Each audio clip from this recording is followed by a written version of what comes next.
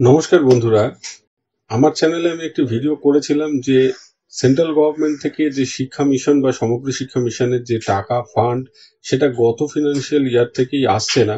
এই ফাইন্যান্সিয়াল ইয়ারেরও কোনো টাকা কিন্তু এখনো পর্যন্ত রাজ্য পায়নি, যার ফলে এই প্রকল্পটি চালাতে রাজ্যের কিন্তু বেশ সমস্যা হচ্ছে এবং রাজ্যের তরফ থেকে শিক্ষামন্ত্রী জানিয়েছেন যে রাজ্য কেন্দ্রকে চিঠি লিখে এই বঞ্চনার অভিযোগ কিন্তু করেছে।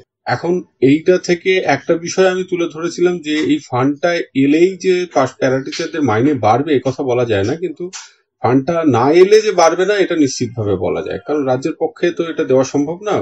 60% টাকা যেখানে কেন্দ্রের পাঠানোর কথা এবং 40% রাজ্য দেয়, সেই হিসেবে যেখানে পুরো ব্যাপারটা চলে সেখানে যদি সেন্ট্রাল বন্ধ করে দেয় তাহলে রাজ্য পক্ষে বাড়ানোটা একটু মুশকিল।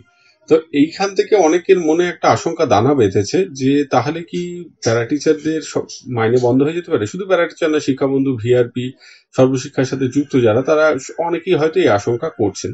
তো প্যারা টিচার, ভিআরপি, শিক্ষাবন্ধু যারা রয়েছেন তাদের জন্য মূলত এই ভিডিওটি।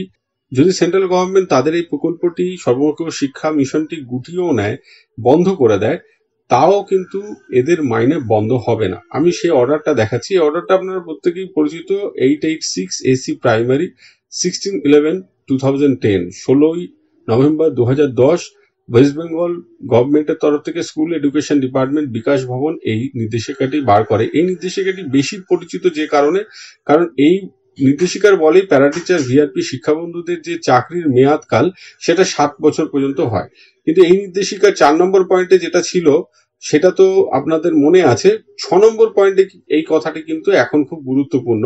It has also been decided that engagement of such para teachers, VRPs and Shikkhabandhus may continue as such even after the project of Sarva Shikkha Abhijan, তখন সর্বশিক্ষা অভিযান নাম ছিল, is winded up by the Government of India on the same terms and condition as prevalent before winding up of the project. অর্থাৎ এখন সর্বশিক্ষা অভিযানের বর্তমান নাম সমগ্র শিক্ষা অভিযান, সেইটা যদি সেন্ট্রাল গভর্নমেন্ট বন্ধও করে দেয়, কোনো কারণে বন্ধ করবে না, কিন্তু আমি কথা ধরে নিচ্ছি, আলোচনার জন্য বলছি, যে যদি বন্ধও করে দেয় তবু যে টার্মস এন্ড কন্ডিশনে প্যারা টিচার, ভিআরপি, শিক্ষাবন্ধুরা কাজ করে চলেছেন তারা কাজ করে চলবেন কতদিন পর্যন্ত? 60 বছর পর্যন্ত।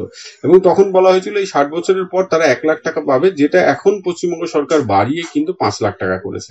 ফলে এই বিষয়ে দুশ্চিন্তা করার কোনো কারণ নেই। ফান্ড না এলে রাজ্য সরকারের পক্ষে অসুবিধা হচ্ছে, কেন্দ্র সরকারের অবশ্যই ফান্ড ছাড়া উচিত, কারণ এই সমগ্র শিক্ষা মিশনের যে টাকা তার থেকে সমগ্র শিক্ষার কাজ চলে।